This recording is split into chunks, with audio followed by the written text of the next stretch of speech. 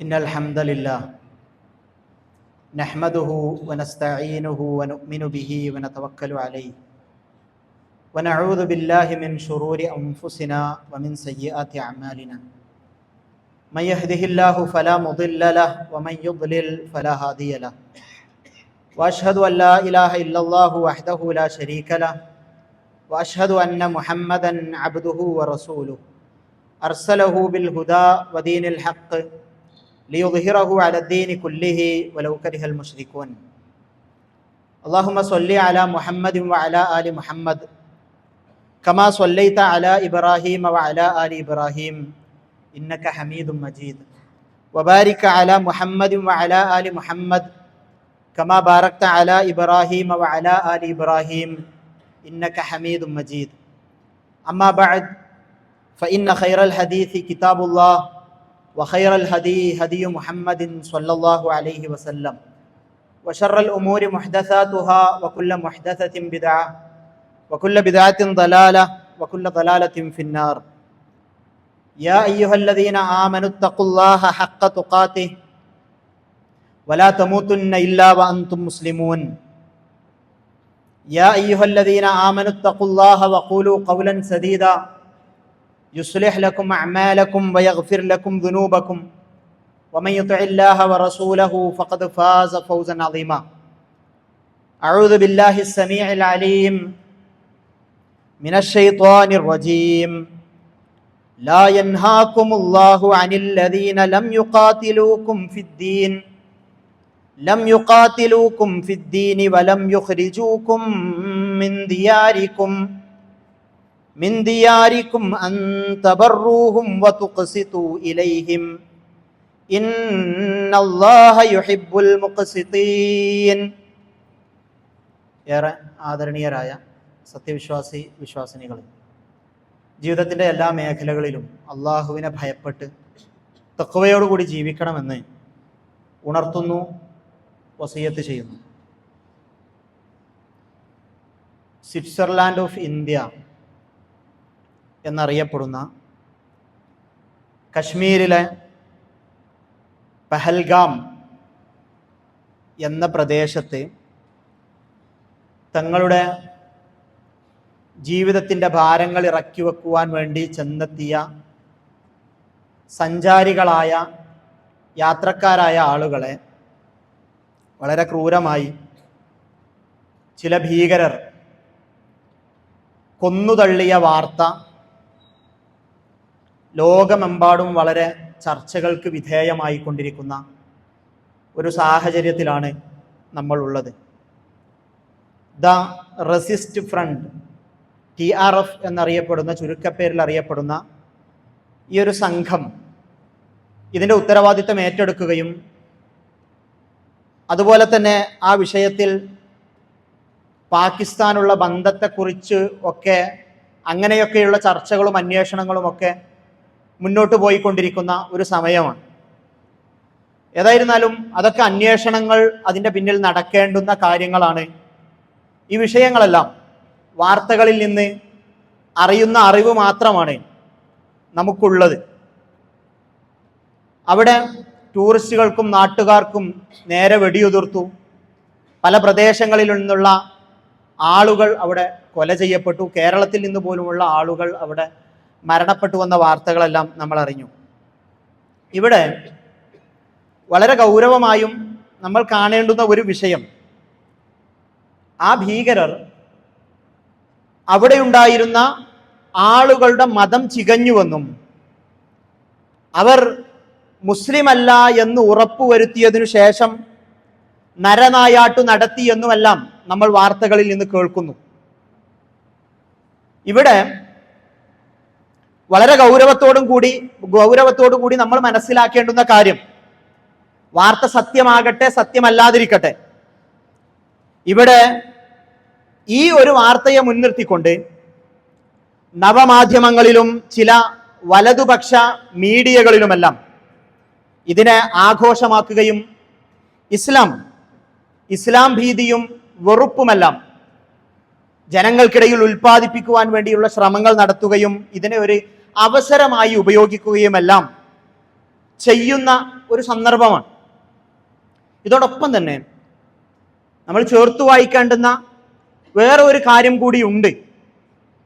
ഇതേ അവസരത്തിൽ തന്നെ തന്നോടൊപ്പമുള്ള സഞ്ചാരികൾക്കു നേരെ തോക്കെടുക്കുന്ന സമയത്ത് പ്രദേശവാസിയായിട്ടുള്ള മുസ്ലിമായ ചെറുപ്പക്കാരൻ ആ ആളുകൾക്കെതിരെ ചാടി വീണുകൊണ്ട് ഇവരെ പ്രതിരോധിക്കുവാൻ ശ്രമിക്കുന്നതിനിടയിൽ മരണപ്പെട്ടു എന്ന വാർത്തയും നമ്മൾക്ക് കാശ്മീരിൽ നിന്ന് കേൾക്കാൻ കഴിഞ്ഞിട്ടുണ്ട്. അതോടൊപ്പം തന്നെ ബിസ്മില്ല എന്ന് പറഞ്ഞുകൊണ്ട് അവിടെയുള്ള പരിക്ക് പറ്റിയ ആളുകളെയും കുടുംബം നഷ്ടപ്പെട്ട ആളുകളെയുമെല്ലാം രക്ഷപ്പെടുത്തുവാൻ വേണ്ടിയുള്ള ശ്രമങ്ങൾ കാശ്മീരി മുസ്ലിങ്ങളിൽ നിന്നുണ്ടായി എന്നത് നമ്മൾ ആളുകളുടെ അനുഭവസ്ഥരുടെ വാർത്തകളിൽ നിന്ന് കേൾക്കുകയാണ്. അതുപോലെ തന്നെ കേരളത്തിൽ നിന്നുള്ള ചില ആളുകൾ തന്നെ അവരുടെ കൊല്ലപ്പെട്ട ആളുകൾ അവർ പ്രതിസന്ധിയിൽ ആരാരുമില്ലാതിരിക്കുന്ന സമയത്ത് കൂട്ടായി നിന്നത് അവിടെയുള്ള മുസ്ലിങ്ങളായ ആളുകളാണ് എന്നതെല്ലാം നമ്മൾ കഴിഞ്ഞ ദിവസങ്ങളിൽ വാർത്തകളിൽ നിന്ന് കേട്ട കാര്യമാണ്. എന്താണ് ഇസ്ലാമിന്റെ നിലപാട്? ആളുകളെ മതം ചികഞ്ഞ് ക്രൂരമായി കൊലപ്പെടുത്തുന്നവനോ, അതല്ല ആ കൊലപാതകത്തിൽ നിന്ന് ആളുകളെ രക്ഷിക്കുവാനും ഈ ക്രൂരന്മാരെ തടയുവാനും ശ്രമിക്കുന്നവരോ? ഏതാണ് യഥാർത്ഥത്തിൽ ഇസ്ലാം? ഇസ്ലാമിന്റെ ഇതര മതസ്ഥരായ ആളുകളോടുള്ള സമീപനം എന്താണ് എന്നത് നമ്മൾ വളരെ ഗൗരവത്തോടു കൂടിയും ചർച്ച ചെയ്യുകയും മനസ്സിലാക്കുകയും നമുക്കറിയാം. ഈ വിഷയം നമുക്കറിയാം, വളരെ കൃത്യമായും അറിയാം. നമ്മൾ ഇരവാദം ഉന്നയിക്കല്ല, മറിച്ച് നമ്മൾ എന്തുകൊണ്ട് ഇത് പറയുന്നു, ഇത് സംസാരിക്കുന്നു എന്നതിന്റെ കാരണം ഇസ്ലാമിനെതിരെ വളരെ വ്യാപകമായും തെറ്റിദ്ധാരണകൾ നടത്താനുള്ള ശ്രമങ്ങൾ, കൽപ്പിത ശ്രമങ്ങൾ ഉണ്ടായിക്കൊണ്ടിരിക്കുമ്പോൾ നമ്മൾ ഉറക്കെ ഇതല്ല ഇസ്ലാം എന്ന് പറഞ്ഞു കൊടുക്കണം. നമ്മളുടെ പുതുതലമുറകൾക്ക് പറഞ്ഞു കൊടുക്കണം ഇസ്ലാമിന്റെ നിലപാട് എന്താണ് എന്ന്. ഇസ്ലാമിന്റെ നിലപാട് ആയിഷ റളിയല്ലാഹു അൻഹയുടെ സഹോദരിയായ അസ്മാ ബിൻത് അബീ ബക്കർ റളിയല്ലാഹു അൻഹ, അവരുടെ ഉമ്മ ഖുതൈല എന്നറിയപ്പെടുന്ന സ്ത്രീ, അവർ മുസ്ലിം ആയിട്ടില്ല, ഇസ്ലാം സ്വീകരിച്ചിട്ടില്ല. എന്നാൽ ഇസ്ലാമിലേക്ക് അസ്മാ റളിയല്ലാഹു അൻഹ കടന്നു വന്നതിന് ശേഷം തന്റെ പ്രിയപ്പെട്ട മകളെ കാണുവാൻ വേണ്ടി ഈ സ്ത്രീ, അവരുടെ ഉമ്മ വരികയാണ്. ഇവർ പേടിച്ചു. തന്റെ ഉമ്മ മുശ്രിക്കത്താണ്, അവര് വീട്ടിലേക്ക് കയറ്റാൻ വിസമ്മതിച്ചു. അവർ റസൂൽ സല്ലല്ലാഹു അലൈഹി വസല്ലമയോട് ആയിഷ റളിയല്ലാഹു അൻഹ വഴി അന്വേഷിച്ചു. എന്താണ്, എന്റെ ഉമ്മ വന്നിരിക്കുന്നു, മുസ്ലിമത്തല്ല, എനിക്ക് അവരെ സ്വീകരിക്കാൻ പറ്റുമോ? ആ ചോദ്യത്തിനുള്ള ഉത്തരം സൂറത്തുൽ മുംതഹനയുടെ 8-ാമത്തെ വചനമായി നമുക്ക് കാണാൻ കഴിയും. ലാ യൻഹാകുമുല്ലാഹു അനിൽ ലദീന ലം യുഖാതിലൂകും ഫിദ്ദീനി വലം യുഖ്രിജൂകും മിൻ ദിയാരികും അൻ തബറൂഹും വതുഖ്സിതു ഇലൈഹിം ഇന്നല്ലാഹ യുഹിബ്ബുൽ മുഖ്സിതീൻ. അല്ലാഹു നിങ്ങളോട് വിരോധിക്കുന്നില്ല, മതത്തിന്റെ കാര്യത്തിൽ നിങ്ങളോട് യുദ്ധം ചെയ്യാത്ത, നിങ്ങളെ നിങ്ങളുടെ വീടിന്റെ ഉള്ളകങ്ങളിൽ നിന്ന് പുറത്താക്കുവാൻ ശ്രമിക്കാത്ത ആളുകൾ, അവരുമായി കൊണ്ട് പുണ്യത്തിൽ വർത്തിക്കുന്നത്, അവരോട് നീതിയോടുകൂടി പെരുമാറുന്നത് അള്ളാഹു നിങ്ങളോട് വിരോധിക്കുന്നില്ല, മറിച്ച് ഇന്നല്ലാഹ യുഹിബ്ബുൽ മുഖ്സിതീൻ, നീതിയോടുകൂടി പെരുമാറുന്നതിനെ അള്ളാഹു ഇഷ്ടപ്പെടുന്നുവെന്ന് ഖുർആനിലെ വചനമാണ് അതിനുത്തരമായി കൊണ്ട് ഇറങ്ങുന്നത്. ഇവിടെ വളരെ കൃത്യമാണ്, എല്ലാവർക്കും അറിയുന്ന കാര്യമാണ്. അള്ളാഹുവിന് ഏറ്റവും പ്രിയപ്പെട്ട പേരുകളിൽ ഒന്നാണ് അർ-റഹ്മാൻ. നമുക്കൊക്കെ അറിയുന്നതാണ്. ബിസ്മില്ലാഹിർ റഹ്മാനിർ റഹീം, അർ-റഹ്മാനിർ റഹീം. നമ്മൾ സ്ഥിരമായി ഉച്ചരിക്കുന്ന വചനങ്ങളാണ് അർ-റഹ്മാൻ. എന്താ അർ-റഹ്മാൻ? അർ-റഹ്മാൻ എന്ന അള്ളാഹുവിന്റെ മഹത്തായ നാമത്തിന് നമ്മൾ പഠിച്ച അർത്ഥം എന്താ? മദ്രസകളിലെ ചെറിയ ക്ലാസ്സുകളിൽ നിന്നും നമ്മൾ പഠിച്ച അർത്ഥം എന്താ? നമ്മൾ പഠിച്ച അർത്ഥം ഇഹലോകത്ത് വിശ്വസിച്ചവർക്കും അവിശ്വസിച്ചവർക്കും ഒരുപോലെ നന്മ ചെയ്യുന്നവൻ എന്ന് വെച്ചാൽ, ഈ ലോകത്ത് ആളുകൾ വിശ്വാസിയാകട്ടെ അല്ലാത്തവരാകട്ടെ അവർക്കെല്ലാം അള്ളാഹുവിന്റെ കാരുണ്യമുണ്ട്. അവന്റെ വെള്ളവും വെളിച്ചവും വായുവും ഈ ലോകത്തിന്റെ വർണ്ണശബളിമയുമെല്ലാം ആസ്വദിക്കുവാനും അനുഭവിക്കുവാനുമുള്ള അവകാശം വിശ്വസിച്ചവർക്കും അല്ലാത്തവർക്കുമുണ്ട്. അതാണ് അർ-റഹ്മാൻ. ഇത് വളരെ കൃത്യമല്ലേ? എന്ന് വെച്ചാൽ അള്ളാഹുവിന്റെ ഭൂമിയിൽ വിശ്വസിച്ചവർക്കും അവിശ്വസിച്ചവർക്കും ജീവിക്കുവാനുള്ള സ്വാതന്ത്ര്യമുണ്ട്. സൂറത്തുൽ ഇൻസാൻ ഇന്നാ ഹദൈനാഹു സബീല ഇമ്മാ ശാകിറൻ വ ഇമ്മാ കഫൂറ. ഇതാ നാം വഴി കാണിച്ചു തന്നിരിക്കുന്നു. രണ്ട് വഴികൾ, ഒന്ന് നരകത്തിന്റെ വഴി, ഒന്ന് സ്വർഗത്തിന്റെ വഴി, ഒന്ന് ഹിദായത്തിന്റെ വഴി, ഒന്ന് ദലാലത്തിന്റെ വഴി. ആ വഴികളിൽ രണ്ട് വഴികളുണ്ട്. അതിൽ രണ്ട് വഴികളും വേണമെങ്കിൽ തിരഞ്ഞെടുക്കാം. എന്നാൽ തെറ്റിന്റെ വഴി തിരഞ്ഞെടുക്കുന്നവർക്ക് നരകമുണ്ട്, അതുപോലെ തന്നെ നന്മയുടെ വഴി തിരഞ്ഞെടുക്കുന്നവർക്ക് സ്വർഗമുണ്ട് എന്ന് അല്ലാഹു സുബ്ഹാനഹു വ തആല നമ്മളെ പഠിപ്പിക്കാണ്. അപ്പോ ഇവിടെ ആരോടും മതത്തിന്റെ കാര്യത്തിൽ നിർബന്ധിപ്പിക്കുക എന്നതില്ല. അതുപോലെ തന്നെ തോക്ക് ചുണ്ടി ഇസ്ലാം പ്രഖ്യാപിപ്പിക്കുന്ന രീതിയും ഇല്ല എന്നത് തന്നെയാണ് നമ്മൾ കൃത്യമായും മനസ്സിലാക്കേണ്ടത്. അല്ലെങ്കിൽ എന്തൊരു വിഡ്ഢിത്തമാണ് ഒരാളെ തോക്കിന്റെ മുനയിൽ നിർത്തിക്കൊണ്ട് അയാളോട് ഷഹാദ ചൊല്ലാൻ പറയുന്ന ഒരു രീതി. അതിനെപ്പറ്റി ആളുകൾ ഇങ്ങനെ വല്ലാതെ ചർച്ച ചെയ്തുകൊണ്ടിരിക്കുന്ന ഒരു സമയമാണല്ലോ. എന്ത് കാര്യമാണ് ഇതിലുള്ളത്? നമ്മളൊന്ന് ആലോചിക്കുക, അതെന്തുമാത്രം വലിയ വിഡ്ഢിത്തമാണ് എന്ന്. ഒരാളെ തോക്കിന്റെ മുനയിൽ നിർത്തിക്കൊണ്ട് അയാളുടെ ഷഹാദ ചൊല്ലിപ്പിക്കാണ്, കലിമ ചൊല്ലിക്കാണ്, അയാൾ പ്രഖ്യാപിക്കാണ് ഇതാ അള്ളാഹു മാത്രമാണ് ആരാധനക്ക് അർഹനുള്ളത് എന്ന്. അയാളത് മനസ്സറിഞ്ഞ് പ്രഖ്യാപിക്കുന്നതാണോ? അല്ല. അയാളുടെ മരണവെപ്രാളത്തിൽ അയാൾ പ്രഖ്യാപിക്കുന്നതാണ്. അയാളുടെ മനസ്സിന്റെ ഉള്ളിൽ അതുണ്ടോ? ഇല്ലല്ലോ യഥാർത്ഥത്തിൽ. അപ്പോ മനസ്സിലില്ലാത്ത വിശ്വാസം നാവ് കൊണ്ട് പുറത്ത് അഭിനയിക്കുന്നതിന് എന്താ പറയാ? നമ്മള് നിഫാഖ് എന്ന് പറയാ. അവൻ എന്തായി മാറാ? മുനാഫിഖ്. ഒരാൾ മുനാഫിഖായി മാറിയിട്ട് എന്ത് കാര്യമുള്ളത്? മുനാഫിഖിനെ പറ്റി ഖുർആൻ പറഞ്ഞു തന്നത് എന്താ? ഇന്നൽ മുനാഫിഖീന ഫിദ്ദർക്കിൽ അസ്ഫലി മിനന്നാർ. മുനാഫിഖ് നരകത്തിന്റെ അടിത്തട്ടിലാണ്.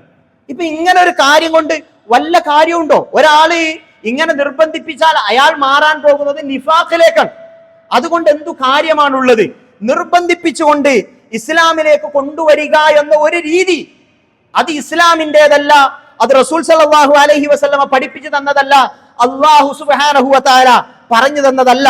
നബി സല്ലല്ലാഹു അലൈഹി വസല്ലമ ലോകരായ ആളുകളെല്ലാം ഇസ്ലാമിലേക്ക് കടന്നു വരണം എന്ന് വല്ലാതെ ആഗ്രഹിച്ചിട്ടുണ്ട്. ഒരു പ്രബോധകൻ എന്ന നിലയിൽ ഈ മഹോന്നതമായ ആദർശത്തിലേക്ക്, ഈ വിശ്വാസത്തിന്റെ സൽപാന്താവിലേക്ക് ആളുകളെല്ലാം കടന്നു വരണം എന്നത് നമുക്ക് ആഗ്രഹിക്കാം. അങ്ങനെ റസൂൽ സല്ലല്ലാഹു അലൈഹി വസല്ലമ വല്ലാതെ ആഗ്രഹിച്ചു. എന്നാൽ ആളുകളിൽ പലരും ഇതിനെ തിരസ്കരിക്കുന്നത് കണ്ട് റസൂൽ സല്ലല്ലാഹു അലൈഹി വസല്ലമ സങ്കടപ്പെട്ടു. അവിടെ റസൂൽ സല്ലല്ലാഹു അലൈഹി വസല്ലമയ്ക്ക് സമാശ്വാസമായിക്കൊണ്ട് അള്ളാഹു ഒരു വചനം ഇറക്കുന്നുണ്ട്. സൂറത്ത് യൂനുസിന്റെ 99-ാമത്തെ വചനം ചൂണ്ടുവരൽ വെച്ചുകൊണ്ടൊന്ന് വായിച്ചു നോക്കുക. വലൗ ശാഅ റബ്ബുക ലആമന മൻ ഫിൽ അർളി കുല്ലുഹും ജമീഅ. റസൂലേ, അള്ളാഹു വിചാരിച്ചിരുന്നെങ്കിൽ ഈ ലോകത്തുള്ള മുഴുവൻ മനുഷ്യരെയും അള്ളാഹു സുബ്ഹാനഹു വ തആല നേരിന്റെ വഴിയിലേക്ക് കൊണ്ടുവരുമായിരുന്നു. അള്ളാഹ്ക്ക് അതൊരു പ്രശ്നമേ ഉള്ള കാര്യമല്ല. എന്നാൽ അങ്ങനെ സംഭവിച്ചിട്ടില്ല. എല്ലാവരെയും വിശ്വാസത്തിന്റെ വഴിയിലേക്ക് കൊണ്ടുവരിക എന്നൊരു രീതിയില്ല.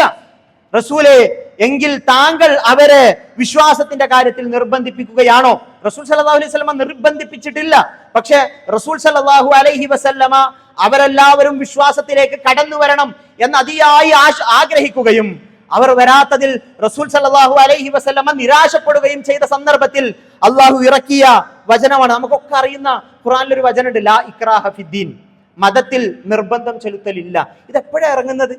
മദീനയിലെ ക്രൈസ്തവരായ ചില ആളുകൾ അവർ ഇസ്ലാമിലേക്ക് കടന്നു വന്നു. അൻസ്വാരികൾ, അവരുടെ മക്കൾ ഇസ്ലാമിലേക്ക് കടന്നു വന്നില്ല.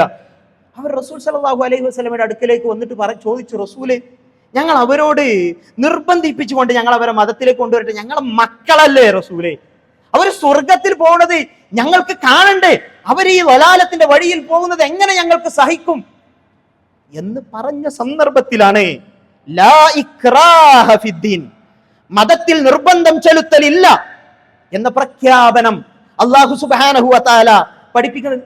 ഇതാണ് ഇസ്ലാം. പിന്നെ ഇവിടെ പഠിപ്പിക്കപ്പെടുന്നത് എന്താ?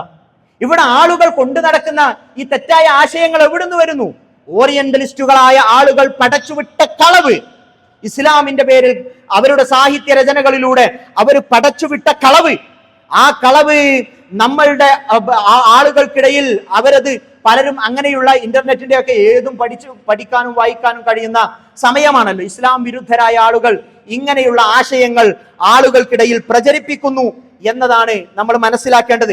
അല്ലാഹു സുബ്ഹാനഹു വ തആല മനുഷ്യർക്ക് ഒരു ആദരവ് നൽകിയിട്ടുണ്ട്, മനുഷ്യരായ എല്ലാവർക്കും. ഖുർആൻ പറയാണ്, വലഖദ് കറംനാ ബനി ആദം, ആദമിന്റെ മക്കളെ നാം ആദരിച്ചിരിക്കുന്നു. ആദമിന്റെ മക്കളെ ആദരിച്ചിരിക്കുന്നു. ആരാ ആദമിന്റെ മക്കൾ? ആരാണ് അബ്നാഉ ആദം? മുസ്ലിങ്ങൾ മാത്രമാണോ? അല്ല, അതിലെല്ലാവരും ഉണ്ട്. നമ്മൾ മനസ്സിലാക്കിയത്, ഖുർആനിന്റെ അടിസ്ഥാനത്തിൽ നമ്മൾ മനസ്സിലാക്കിയത് എന്താ? ലോകത്തുള്ള മനുഷ്യർ മുഴുവൻ ആദം അലൈഹിസ്സലാമിന്റെ മക്കളാണ്.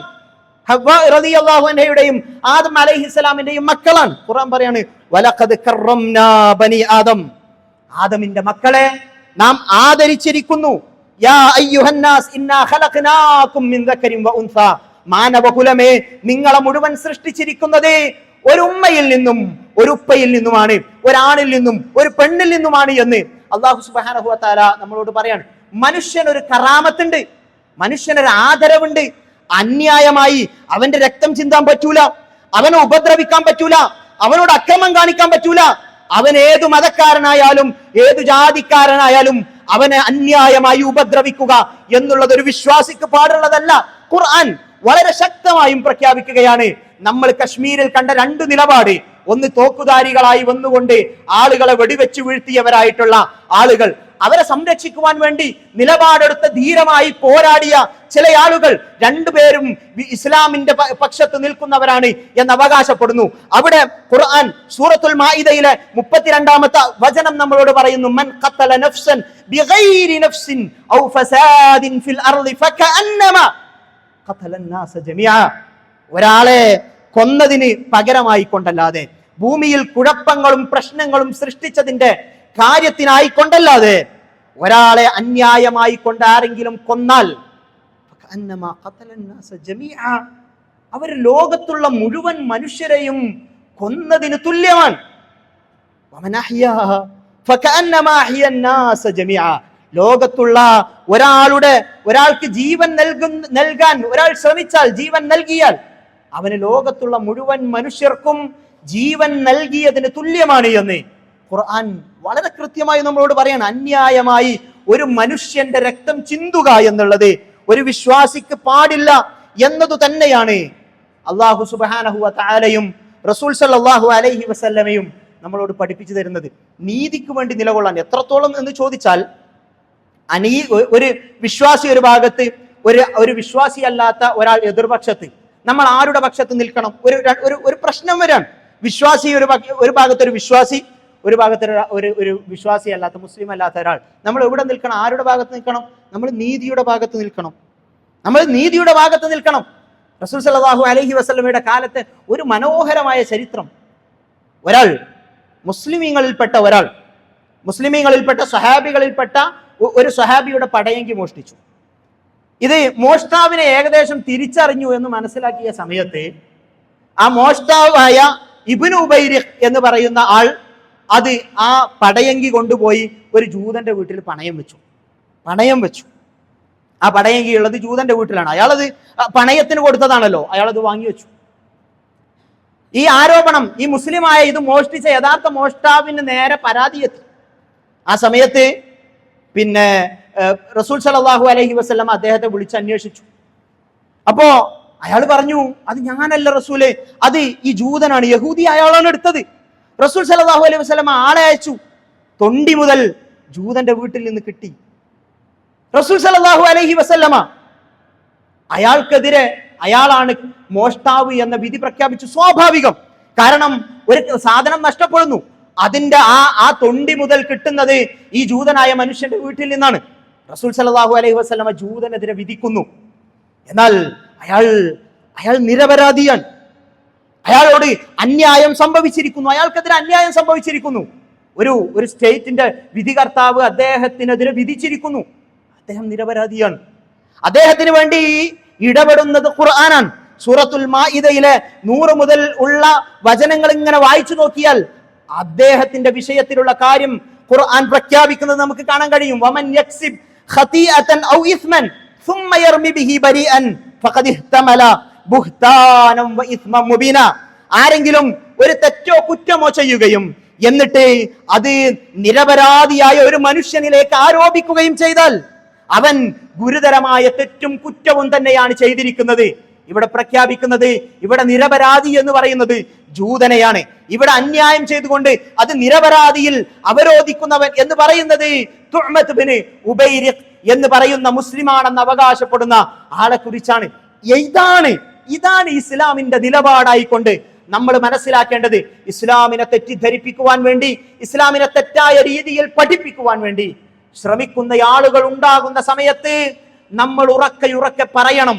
നമ്മളത് പറഞ്ഞുകൊണ്ടേയിരിക്കണം. നമ്മുടെ പുതുതലമുറയെ, മറ്റുള്ളവരെയും എല്ലാം നമ്മളുടെ സമൂഹത്തിൽ ആളുകൾ തെറ്റിദ്ധരിച്ചുകൊണ്ടിരിക്കുന്നുണ്ട്. അവരോട് പറയുക എന്നുള്ളത്, നമ്മളുടെ അയൽവാസിക്ക് പറഞ്ഞു കൊടുക്കുക എന്നത്, നമ്മളുടെ കൂട്ടുകാരൻ, ഇതര മതസ്ഥരായ കൂട്ടുകാർക്ക് ഈ വിഷയത്തെ പറഞ്ഞു കൊടുക്കുക എന്നുള്ളത്, ഇസ്ലാമിന്റെ നിലപാട് എന്താണ് എന്നുറക്കെ പ്രഖ്യാപിക്കുക എന്നുള്ളത് നമ്മളുടെ ഉത്തരവാദിത്വമാണെന്ന് മനസ്സിലാക്കുക. അല്ലാഹു സുബ്ഹാനഹു വ തആല തൗഫീഖ് നൽകി അനുഗ്രഹിക്കുമാറാകട്ടെ.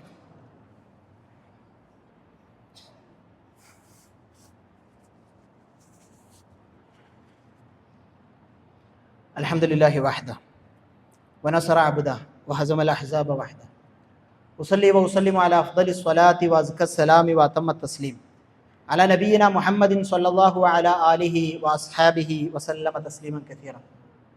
ഒരിക്കൽ കൂടി അള്ളാഹുവിനെ ഭയപ്പെട്ട് തഖ്വയോടുകൂടി ജീവിക്കണമെന്ന് ഉണർത്തുന്നു, വസിയ്യത്ത് ചെയ്യുന്നു. ആളുകൾ പലപ്പോഴും ഇസ്ലാമിനെ തെറ്റായ രീതിയിൽ പഠിപ്പിക്കാൻ വേണ്ടിയിട്ട് ചർച്ചെടുക്കുന്ന ഒരു വിഷയമാണ് ഇസ്ലാമിലെ യുദ്ധങ്ങൾ.